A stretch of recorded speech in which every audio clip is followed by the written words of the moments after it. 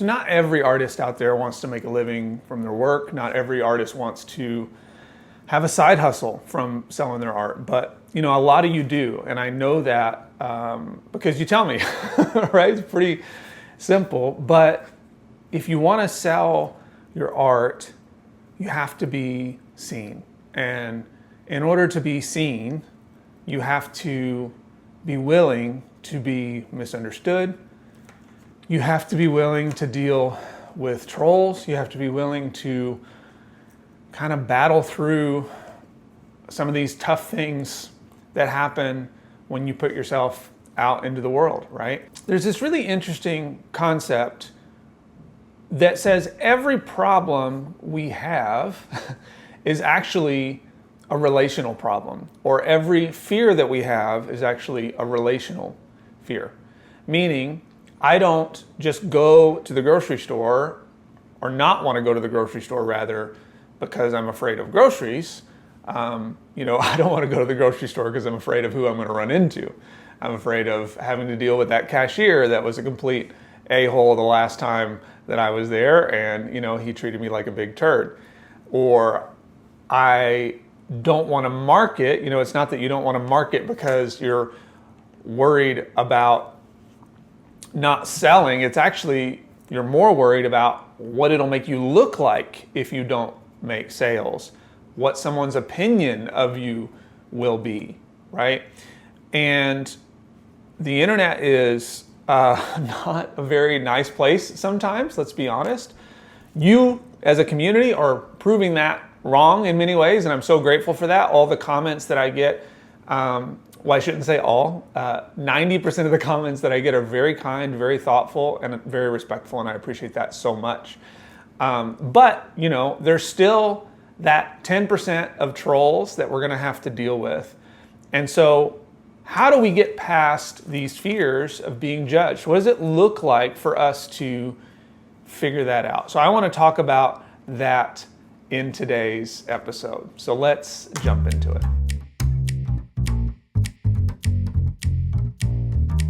Hey everyone, welcome to the Stop the Starving Artist podcast. My name is Lennon Bone, and if you're new here, welcome. So glad to have you. In the last month, we've seen over 2,000 new, I think like 2,100 new subscribers to this channel, which is just blowing my freaking mind. And as the counts go up, the comments go up, and as the comments go up, the naysayers start to come out. And this is just a part of the process. And so as I've had a couple things show up, I started thinking, well, maybe this is a good time to talk about these things as I'm experiencing them, because I don't do well with them, right? Just like you.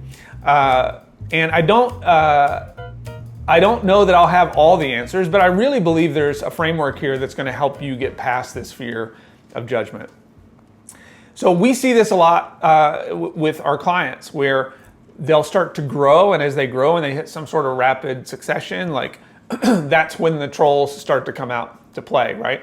And meanwhile, by the way, I usually do an update on the numbers for my community. We have seen over $250,000 in art sales this year, but I'm actually filming this just the next day after my last episode came out, because I'm currently, as you're watching this, on a trip to Texas with my dad to see my cousin who unfortunately has cancer. And so we're trying to visit with him and be with him, and it's going to be a hard time, but a good time for me to be with my dad and get to spend some time with him. So I'm looking forward to that. But so that's why there's no update on the community if you're following along as far as the actual number. But let's look here at the things that we're really afraid of, right? Or the things that I hear you say you're afraid of the most. And then let's talk about how to deal with each one of these in some way. And then the sign just fell. Let me see if I can fix that. I do not know if that will stay, but we'll try. Oh, okay. Well, just trying to get through it, y'all. All right. So I hear a lot of artists are really concerned about their price. And not just their price, like, is it the right thing that's going to help people be able to actually purchase? Like, there's a lot of fears around pricing. And also, like, are you going to look too good to be true? Or like, over exonify like what you feel like your perception of yourself is, and people think you're cocky or whatever else. Let's talk about why this is, to me, such an interesting fear.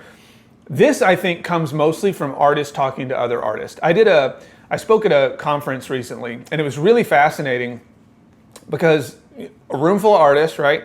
And I literally heard one person say that she had another artist that she should tell her that she should not sell her work for the price that she was selling it at because it was keeping the artist that was talking from making more money. So it's like me coming to you and say, you're selling your work for too cheap. Stop doing that because it's hurting my business.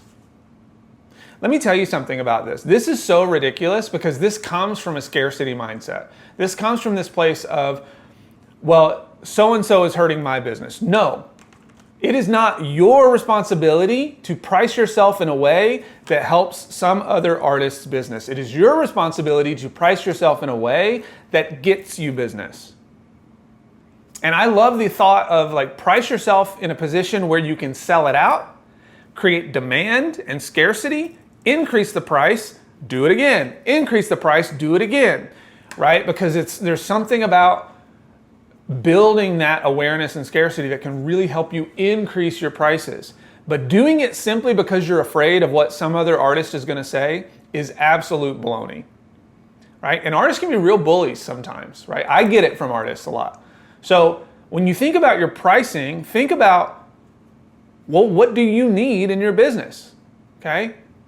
Have you made a lot of sales already? If you haven't, okay, cool. Then price it in a way that's going to work. But don't be afraid of what someone else is going to say to you, right? And I also get this fear a lot from artists where they're like, well, I'm afraid I'm going to come across as salesy. So the way I look at selling your work, especially online, right? Because if you go to a market or you're in a gallery, you're not worried about feeling salesy because that's the intention. There's a culture that's been built that says like, okay, this is what we do here. So all you have to do is build that same culture in your own community, right? So think about your content, and if you are consistently running a sales cycle of some sort, which is what I teach to all my clients, which is like have a consistent sales cycle going so you're getting new people in and you're always selling at some point. And if you're not being pushy, because there's a difference in being pushy salesy, like, well, please support me, please buy my stuff, please help me, it's like, no, that is a little like, ugh, but if it's more, I'm really proud of this. Like, this is what I've made. I feel really good about this. I'd love it, if you love it, for you to buy it. Because I think this is going to be an amazing value for you, right? And here's what I hope you get from it. Here's what I hope you've gotten from me as an artist, all that stuff, right? So you're not going to come across as salesy just because you're presenting your work for sale. As a matter of fact, your community will start to understand that this is part of the culture on your social medias, in your emails. And if they don't like it, they can leave. And that's okay because you are running a business, right? That is your job. People get mad at me because I sell a course. Yeah, I do sell a course. I also give a lot of really great stuff out on the internet for free. I do not feel the least bit guilty about selling a course, especially for the price range that I offer it at. So I don't know. It's just like we get so tied up in like what someone is going to say, but don't worry about all that, right? What does your business need? And then we get into this idea of like, well, if I have a vision or I have a mission or I have a message as an artist, I'm worried people are going to misinterpret it. And I had, at a conference I spoke at, I had someone say to me, well, aren't you worried that someone's going to take what you say the wrong way or that someone's going to be offended? And I said, no, I'm not worried about it. I expect it. I expect that people are going to be offended. I expect that people aren't going to like me, right? So what does it mean to misinterpret someone? Well, if someone sees my stuff and they're angry because they watch it, that's not about me, right? Because I'm not spewing a bunch of hateful stuff that, and I'm very open about the fact that people can come here and they can listen to what I have to say, and they can choose to not be into it or be into it. Like, they have their own free will to do that. I'm not forcing anybody to watch my videos. I'm not forcing anybody to be here, right? And I say this because the only story I can tell is mine, but I want you to think about it if you were in your shoes, right? It's like, if someone misinterprets you, that's not about you, that's about them. Because everything that you say is actually holding up a mirror for someone else. So when someone comes at me and says, well, Lennon, show me your art that you're selling. I'm like, well, I don't sell art. I just help artists sell art. And they get mad about it. It's like, well, why are you mad, right? Usually they're mad because they've had an experience. I've held up a mirror now that makes them look at their own experience. They've had an experience of someone trying to pull the wool over their eyes, trying to, take advantage of them, something like that. And so they implant that experience on me. So it's not about me. I know my intent. I know my worth. I know my value. But for them, it can be challenging. So I empathize with that, right? If someone sees you're making videos and you're doing well, if it's a family member, if it's whatever, if they're saying like, be careful about what you do, all that stuff, like, it's really, you're holding up a mirror and they're more worried about them than they are you, right? And this is a fascinating phenomenon, but I love this idea of remembering that everything you say is just a mirror. Everything that you put up is a mirror, and people will respond to that mirror however they respond to it, and you don't get to control that. And that's okay, Which leads to the next one, which is a lot of artists are really worried about being called out publicly in some way, shape, or form. This is scary. Like, this could hurt in some way, right? It could feel like it's going to hurt your reputation and all that. Here's what I say. Most of the time, the people that try to call you out, the best you can do is put out so much stuff that shows who you are and what you're all about and what your values are, that it will overshadow anything that they say. Because again, if you're holding up a mirror and it's more about them than it is you, then the right people will see it and it won't matter. Now, this is a different story if you're spewing, again, hatred, or you're trying to spread false things. Like, obviously, I just assume that that's not you, right? I assume the people watching my videos don't do that. But I guess I shouldn't assume, we are on the internet, right? But it's that idea that if you're being called out for something publicly, I am assuming that it's not because you're actually a bad person, it's a misinterpretation of that. So the more that I can just keep showing up, keep being me, anything that is a false representation of me that gets put into the world, like, all I can try to do is overshadow it by continuing to give what I believe is good, right? It can also be really hard because we worry about being rejected for being us. Most of us have been rejected in our life for being us. But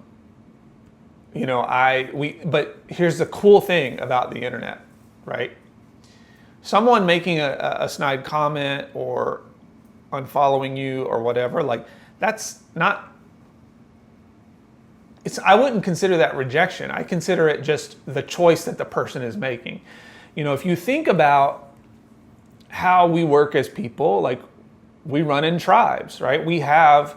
I'm sure you have a lot of artist friends, you have people in your life that you're really close with for certain reasons. So for me personally, I have friends that are musicians. That's one of my tribes. I have friends that are visual artists. That's one of my tribes. I have friends who are part of my church. That's one of my tribes. So like, there's these different tribes. I have my family, right? That's a tribe. And so I have these different tribes that sort of scratch different itches. And so if someone is rejecting you, that means that you've given them enough information to say no. Which means you've also given someone, the right person, enough information to say yes. I'm going to say that again. If someone unfollows you or decides to not be a part of your world, that means you have given them enough information that they can say no. and you've given enough information that someone else can say yes. And if you're not giving enough information for someone to say no, then you're not going to stand out. There's this really interesting story where they talk about, and I've told this on the channel before, but it bears repeating, where these conservationists went out and they were following a pack of zebras. And they had their little notebook and they're writing down the stuff about each zebra. And every time they'd look up, they'd lose track of the zebra, because as a pack, they're built to blend in. So what they decided to do is take the zebras that they were following and paint a red dot on their haunches. So while they were able to now follow the zebra, who else was able to follow the zebra? The lions. So which zebras were the first to get killed and eaten by the lions? The ones with the red dot on their haunches. Right? When we put ourselves out there, we are painting a bullseye on our back. And we have to ask ourselves, there is a cost to this, right? People are not going to like me. People are going to say that they don't like me. People are going to ridicule me. Keyboard warriors and all the people that don't have the guts to actually put themselves out there are going to have all kinds of opinions. But what is the reward on the other side of that? For me, the reward is helping thousands and thousands of artists. The reward for me is thinking, maybe I have a chance of being what I wish I had for someone else. Maybe, just maybe, I am going to be lucky enough that I give something to someone that changes their life. Not because I have the best, right, only way, not because I'm some guru or whatever, right? But because I have experience. It's really as simple as that. And so that means we will be rejected for being ourselves. It's impossible to not have it happen, which means we will have negative comments, right? And I hear a lot of my clients, they'll get their first negative comments and it ruins their momentum. To which my response is no, your negative comment means you've made it, right? You've actually gotten somebody to say something, and that's good. When I have somebody show up and say something nasty about me and make assumptions and say, oh, look at this guy, he's just a poser, he's just trying to take all your money and blah, blah, blah, blah, blah. It's fine. It's again, that's not about me. That's about their experience of someone else, and then now encountering me in the process. And so these negative comments are going to come, and that means that I've given information that allows someone to say yes or no. And that's good. So how do we, hopefully even just at this, we've given some reframes that help you think about things a little differently, but I want to give you really a quick formula that really, really, really helps me, okay? And it's helped a lot of my clients, and I hope that it helps you too. So the first thing is, remember that you, as the artist, plus them, your people, your what I call your ultimate badass buyers, right, equals success. You plus them equals success. You plus them equals success. This means you have to identify who these people are, because you can't create success in your art business, in your mission, and whatever it is you're trying to do if you're not thinking, how do I enroll these people into the thing that I'm trying to achieve, right?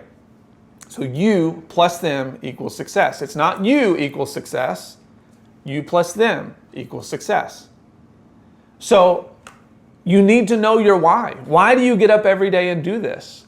Not just for them, but for you. What do you get when you show up every day and deal with this stuff, right? What's on the other side of that? Because you're going to go through it for a while. Especially as you start to become more yourself, you start to do more what you need to do, you're going to go through it. It's going to be hard. It's not going to be easy, and you're not going to get the views you want. You're not going to get the attention that you want. And then when the attention starts to come, some people will flip, and it'll be the attention that you don't want. So you're going to have challenges on both sides of the fence. And so the question becomes, what is your why? Why are you doing this, and who are you doing it for? What do you get from it? What do they get from it? And what's on the other side? Because if you're not clear on these three things, then you're going to have a lot of problems pushing through. And let me be the first to say that building your art business on the internet will take you time. It will take you maybe a lot of time. And that's okay. So when you know your why and you know your who, and you can start to see when those two things are happening, even right now, even when it feels small, even when it feels minuscule, even when it feels like nobody's going to understand, but one person gets it, now it's a game changer, because now you understand, like, oh, this is it. This is the thing. When somebody comments on your piece of content and they're like, oh my gosh, I totally needed to hear this today. That's when you know you've made the right move. When somebody comments and sends you a DM and says, oh my gosh, I can't afford your work right now, but I know that you are who I want to buy my next piece from. That is when you know you're on your way. Is it scaled to the place that you want it to be yet? No. And that's okay. But you build your business like you're making a cake, right? And right now, you may or may not know all the ingredients that need to go into your cake. And so you may make the cake and it comes out burnt the first time, right? Or you may make the cake and it has too much salt. But when you know why you're doing this, it's like, I'm making this cake because I want my kids to see that my persistence and my resistance to someone else's opinion is the exact thing that they're going to have to push through every single day of their life. Because in this world right now, we see too many situations where kids are not learning to be resilient. And so that's why I'm going to do this. That's why I'm going to do it again and again until I get it right. Right? Whatever that is for you, you got to figure that out. Because if you don't have that vision, it is not going to be easy. And let me be real, it's not going to be easy anyway. But having something that gets you moving every day is the thing that will keep you going when things get hard, because things will get hard. So remember, when someone shows up, whether it's a family member, a troll, or whatever, and they say, well, just be careful out there, or wow, what a arrogant asshole, or whatever it is that they have to say. Just remember that when you're putting something out there, you are holding up a mirror that they are going to look at, and it is going to reflect something back on them that means nothing about you. Only you understand your intent. Only you know your why. Only you know who you're for. And when you consistently go after that, they will start to show up. I promise you that. So I hope you find this helpful. Please, if you're thinking about getting past these fears and building your personal brand as an artist, I got some videos here I'd love for you to check out. Go watch these. I think you'll find these really, really helpful. But remember, you don't make art. You are the art. You don't make art. You are the art. The best way to have a consistent art career is about building relationships with people. Not just other artists, right? But potential buyers. You have the experiences, the thoughts, the ideas, the beliefs, the values, all these things, and your art is a reflection of that. And so the faster you can get people to see all those things within you, the faster they'll connect with your work. You don't make art, you are the art. Sending you guys so much love. I'll see you next time.